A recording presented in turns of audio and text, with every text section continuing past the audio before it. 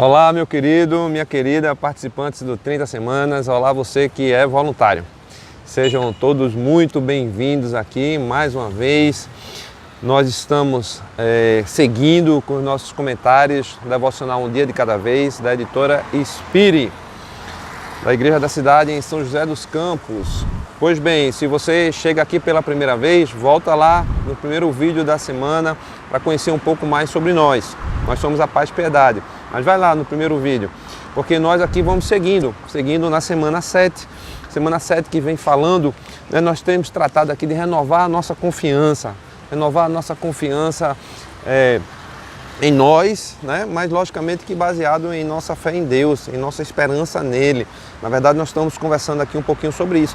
Demos aqui um spoiler do que vamos tratar na semana que vem, porque falamos muito em confiar em Deus e, lógico, nós não podemos lastrear a nossa confiança em nós mesmos se não for em Deus, porque senão isso vira orgulho, isso vira vaidade, né? E isso vai nos fazer mal, vai nos fazer achar que nós, por nós mesmos, conseguimos fazer alguma coisa, enquanto que nós cremos que tudo que nós fazemos e conquistamos é porque existe um Senhor que está por trás de nós, nos suportando em tudo que nós fazemos. Mas sim, temos a nossa parte a fazer. E olha, preste atenção que nós temos aqui. Hoje é dia 7. Dia 7, o último dia dessa semana, diz assim, nosso tema: renove sua disposição para mudar. Então já perceba que o que nós estamos dizendo aqui é que nós não vamos ficar parados, deitado numa cama, sentado numa cadeira, como diz o poeta, de boca aberta, esperando a morte chegar. Mas não, nós vamos fazer alguma coisa. Vamos renovar a nossa disposição para mudar. Paulo, aos Filipenses, capítulo 3, versos 13 a 14, diz assim: irmãos, não penso que eu mesmo já o tenha alcançado, mas uma coisa faço, esquecendo-me das coisas que ficaram para trás e avançando para as que estão adiante, prossigo para o alvo, a fim de ganhar o prêmio do chamado celestial de Deus em Cristo Jesus. Amém. O que significa essa passagem de Paulo? Olha, eu acho que numa frase a gente pode dizer assim, que Paulo está dizendo assim: olha, eu já mudei, mas tem muito mais a ser mudado. Eu sei que eu preciso avançar muito mais do que o que eu já avancei, do que o que eu já mudei. E o que seria bom que nós fizéssemos nesse momento? Seria bom que nós pudéssemos fazer um tipo de uma avaliação das nossas vidas. Eu faço aqui na minha mente, ou tenho feito aqui na minha mente, né, eu olho para os 5 anos atrás, mais ou menos isso, que foi o tempo que eu fiz o então programa ainda CR, que foi um antecessor do 30 Semanas, e eu sempre observo muito o que eu mudei nesse período, né, porque foi um período de muitas mudanças na minha vida, mas para que eu não perca a oportunidade de seguir mudando.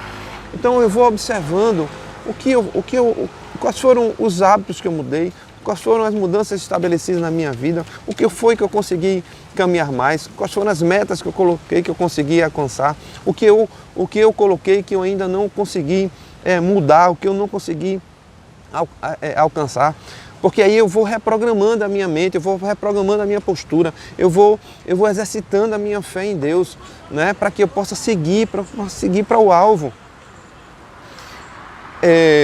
Porque a gente corre o risco, mesmo conhecendo o Senhor, mesmo estar caminhando com Ele, de que em algum momento a gente se perca, a gente imagine que Ele não está ao nosso lado.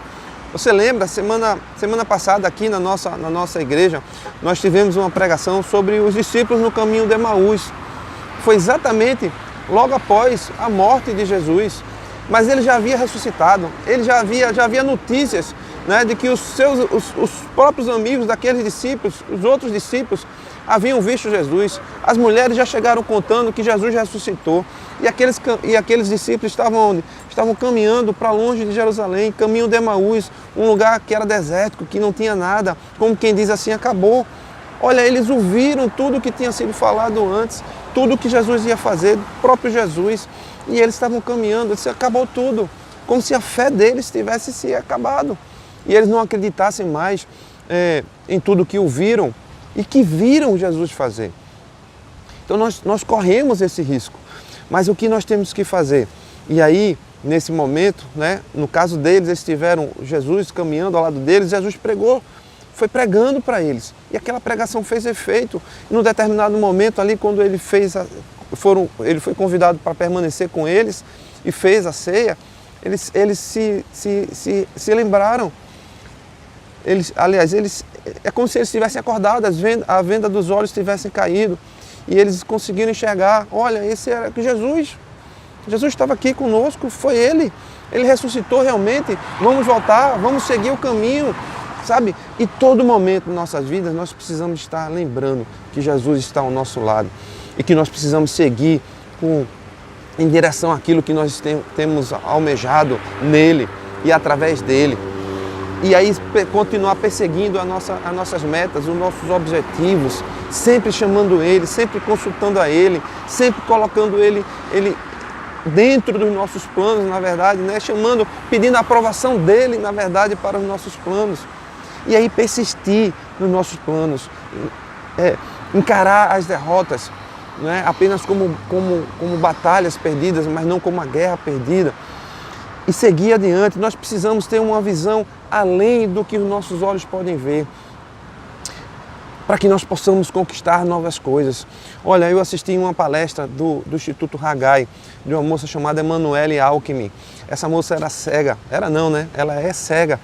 E o tema da palestra era visão além do alcance. E ela conta que o desejo dela, o projeto dela de vida era ser juíza. E ela fez todo o processo, mas houve preconceito da banca que examinou ela, né? E diretamente disseram, olha, nós não queremos, é como ele tivesse dito, nós não queremos você aqui, né? As pessoas não querem você aqui, você tem algo ao melhor para fazer. Mas aquela mulher não se abateu, ela persistiu, ela desenvolveu a capacidade, a sensibilidade dela de forma tal que ela era capaz de perceber coisas que quem tinha os olhos não podia perceber. Ela foi advogada, ela passou a advogar, né, e a julgar causas ambientais, de plantas. Ela olhava plantas, ela lia plantas através da mão de um estagiário, através da mão do arquiteto, através da mão de um engenheiro. Ela conseguia perceber as coisas. Ela fez um voo de helicóptero para instruir o fotógrafo para onde ele deveria tirar fotos.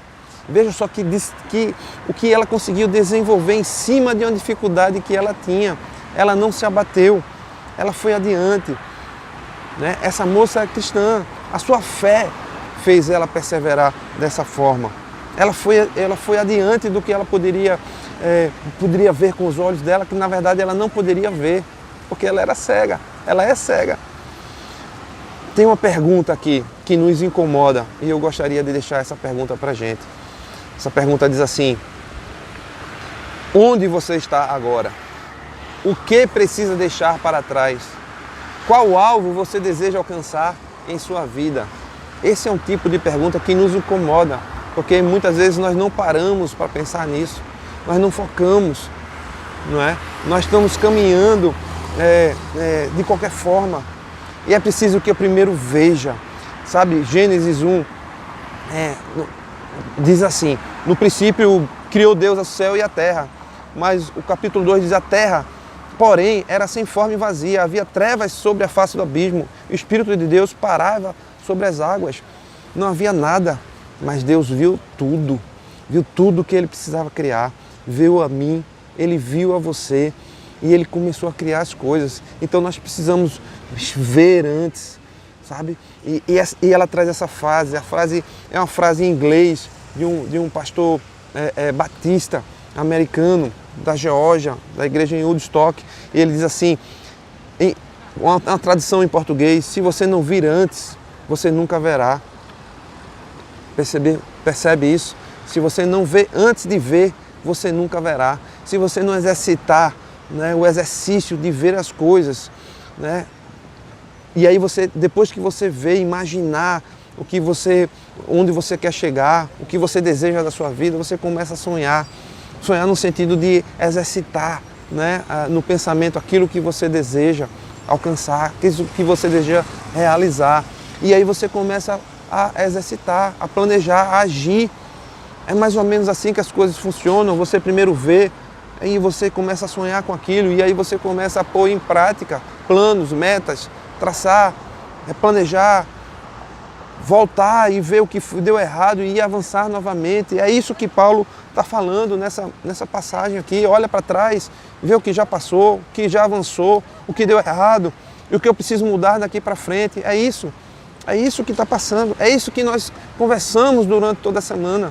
É renovar a nossa confiança em nós mesmos, baseado naquilo que Deus nos fala, naquilo que Deus nos revela, naquilo que Deus nos abre os olhos.